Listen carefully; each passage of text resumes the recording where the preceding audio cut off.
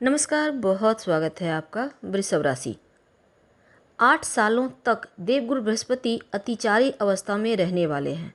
वृषभ राशि अभी तक आपके ही घर में है और अब वो आपके द्वितीय भाव यानी कि मिथुन राशि में धन भाव में आएंगे। देवगुरु बृहस्पति का गोचर होगा 14 मई की रात को। अब देखिए, आपके लाभेश हैं, लाभ के घर के मालिक हैं। दूसरी तरफ धन भाव पर आएंगे तो बहुत ही शुभ संयोग आपके लिए बना हुआ है। देवगुरु बृहस्पति लगभग एक घर में एक राशि में 12 से 13 महीने रहते हैं, इसके बाद राशि परिवर्तन करते हैं। लेकिन जब वो अतिचारी गति से चलेंगे तब 4 से 5 महीने में ही वो यानी जल्दी जल्दी राशि परिवर्तन करेंगे, यानी वह कार्य को पूरा कर लेंगे। तो इस जल्दबाजी में कुछ हमसे गलतियां हो सकती है, अनावश्यक चीज़ें हो सकती है। अब देखिए, देवगुरु बृहस्पति का ये जो अतिचार गति से चलना आपकी लाइफ को बहुत हद तक बहुत तेज़ी से आगे ले जाएगा या बहुत तेज़ी से मुश्किलों को भी बढ़ा सकता है। जब वो 12 महीने का सफ़र 5 महीने में करेंगे, 4 महीने में पूरा करेंगे, तो समझ लें कि उनका स्पीड कितना होगा और यही स्पीड डिपेंड करेगा उनका फल आपके ऊपर कैसा पड़ेगा। अब देखिए, देवगुरु बृहस्पति इसके पहले महाभारत काल में अतिचार गति से चल रहे थे और आपको तो पता ही है कि महाभारत काल में हुआ क्या था। तो जल्दबाजी में कुछ गलतियां भी होंगी। जल्दबाजी में जब देवगुरु बृहस्पति फटाफट से दौड़ेंगे तो बहुत कुछ उनकी आंखों से भी छूट सकता है। तो ऐसे में 15 मई को जब देवताओं के गुरु आपके मिथुन राशि आपके धन भाव में आएंगे तब धन से जुड़े हुए कार्य आपके संपन्न होंगे। लेकिन याद रखिए, जल्दबाजी में निर्णय मत लीजिएगा, किसी पर आंखें बंद कर भरोसा ना करें, किसी को धन उधार ना दे, कर्ज वगैरह लेने से जरा सतर्क रहें। 18 अक्टूबर तक देवगुरु बृहस्पति आपके धन भाव में रहेंगे और इसके बाद आपके कर्क राशि यानी तृतीय भाव में आ जाएंगे।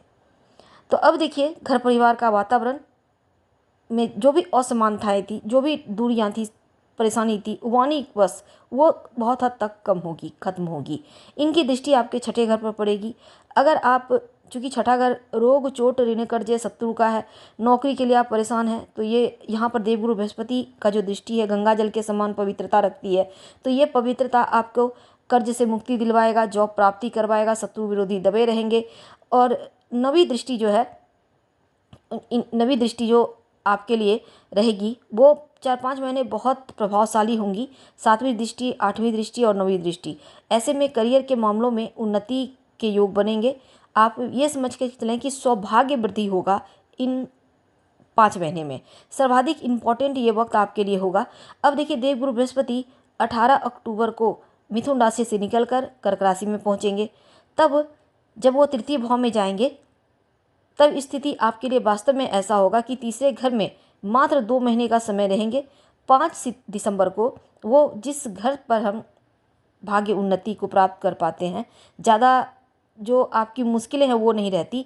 3 महीने का समय है, उस दरमियान कुछ गलती हो सकती है, इसलिए ज़्यादा सतर्क रहिएगा। धन के लेन देन के मामलों में बहुत संभल कर रहिएगा, किसी पर भरोसा ना करें। हो सकता है कुछ कार्य बनते बनते आपके अटक जाएं, यानी कुछ चीज़ें आपकी अटकती हुई उस समय दिखेंगी। तो साल के अंत में 2-3 महीने बहुत संभल कर आपको बिताना होगा। लेकिन आपके जब धन भाव में रहेंगे तो वाणी पर थोड़ा कंट्रोल रखिएगा, क्रोध कम कीजिएगा। कुछ भी किसी को बोलने के पहले 4 बार सोच लें, थोड़ा कम ही बोलें, मुंह बंद करना सीख जाइए। भाग्य भाव पर इनकी दृष्टि है तो देखिए, सप्तम भाव पर भी है। तो व्यापारी भाई हैं, अतिचार अवस्था में रहेंगे तो आपके कार्य जल्दी जल्दी संपन्न होंगे। देवगुरु बृहस्पति आपके लिए जो 2 महीने का समय होगा, 18 अक्टूबर से लेकर 5 दिसंबर तक, इस समय आपको लाभ होगा, धन प्राप्ति के योग बनेंगे, क्योंकि यहाँ से तीसरे घर से उनकी दृष्टि पड़ेगी 11वें घर पर। अब इनकम के सोर्स भी बढ़ेंगे।